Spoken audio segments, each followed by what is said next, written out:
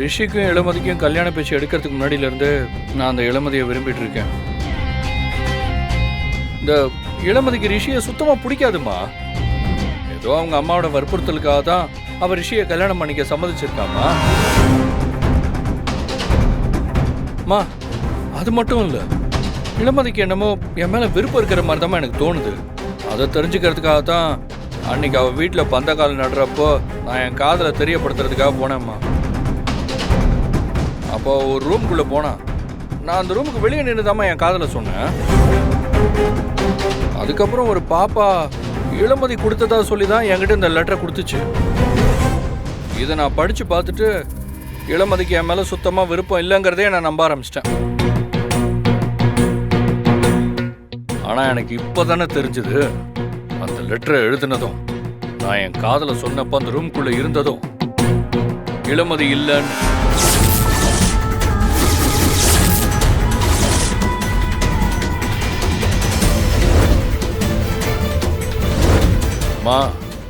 உண்மையாவே அந்த லெட்டரை எழுதுனதும் அந்த ரூம்குள்ள இருந்ததும் யாரும் தெரியுமாமா? அந்த ரிஷிதாமா.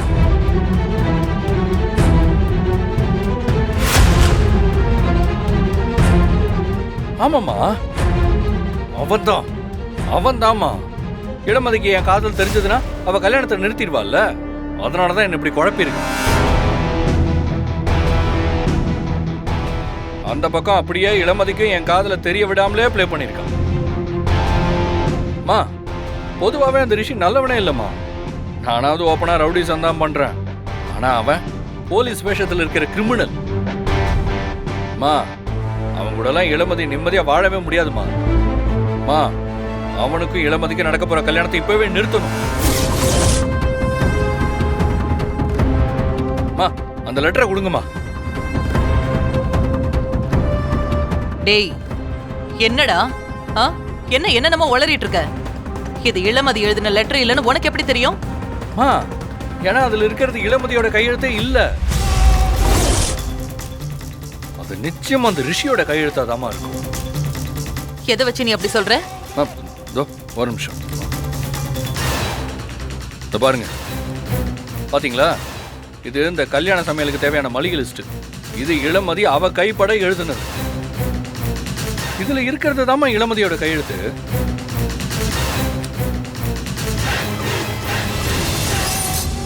ரெண்டுத்தையும் பாருங்கம்மா. ரெண்டு கையெழுத்துக்கும் எவ்வளவு வித்தியாசம் பாருங்க.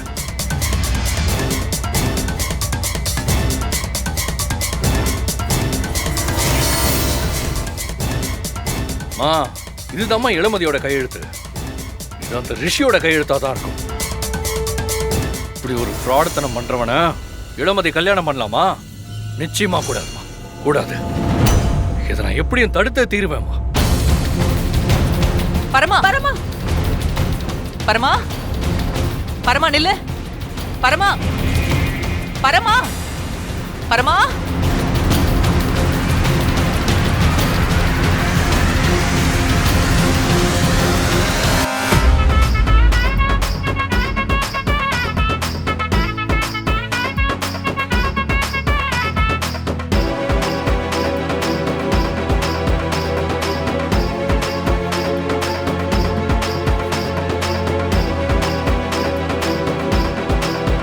பொண்ணு வர சொல்றீங்களா? சொல்றேன். காந்திமதி, சீக்கிரமா இளமதியை கூட்டிட்டு வாமா. இதோ கூட்டிட்டு வரேன்.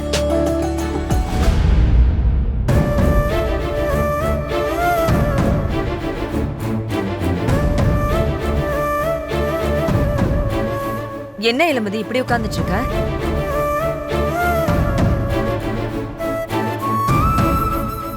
இங்க பாரு இளமதி, எல்லாமே உன் நல்லதுக்காக தான் செய்யறேன். இன்னைக்கு உன் மனசுல இத பத்தின வருத்தம் இருந்தாலும் நாளைக்கு எல்லாமே மாறிடும். நீயும் மாப்பிளையும் சேர்ந்து 100 வருஷம் நல்லா வாழ்வீங்க.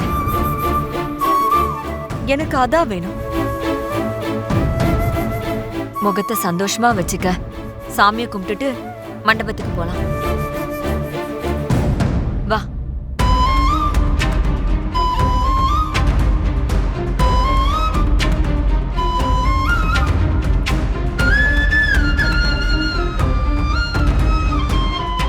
இளமதி விளக்கேத்துமா.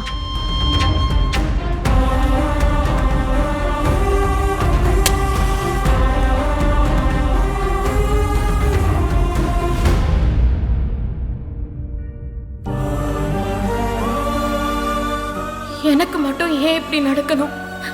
எனக்கு நல்லது பண்றதா அம்மா சொல்றாங்க, ஆனா எனக்கு அது நல்லதா தெரியலையே. தயவு செஞ்சு நீ எனக்காக ஏதாவது ஒரு ரூபத்துல வந்து இந்த கல்யாணத்தை நிறுத்திடு. இந்த கல்யாணம் எப்படியாவது நிக்கணுமா? உனக்காக அத கடவுள்கிட்ட வேண்டிக்கிறத தவிர என்னால எதுவும் செய்ய முடியாம நிக்கிறம்மா.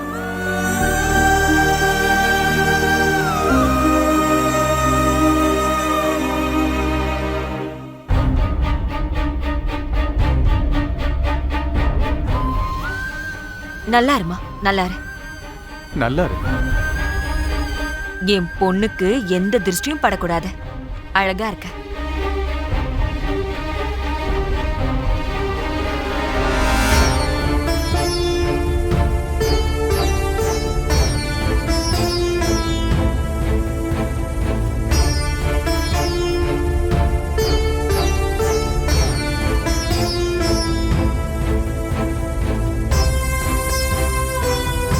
வா போலாம். வா.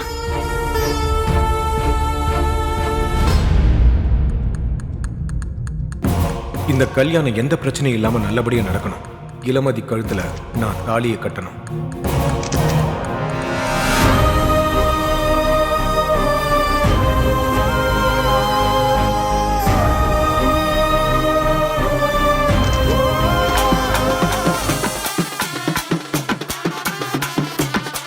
வாமா.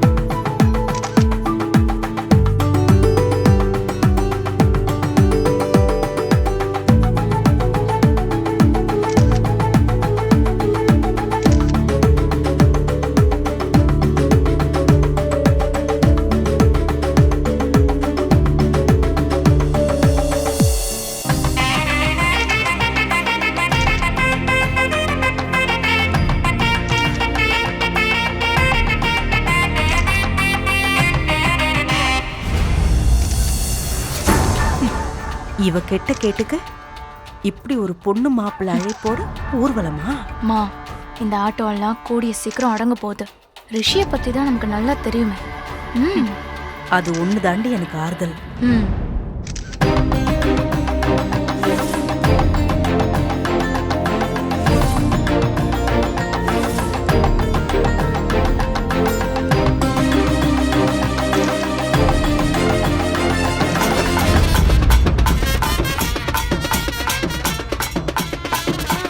என்னாச்சு?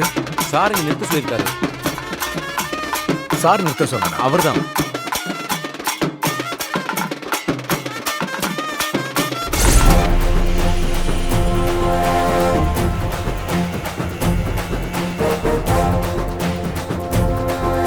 ஏய், என்ன வேணும் உனக்கு?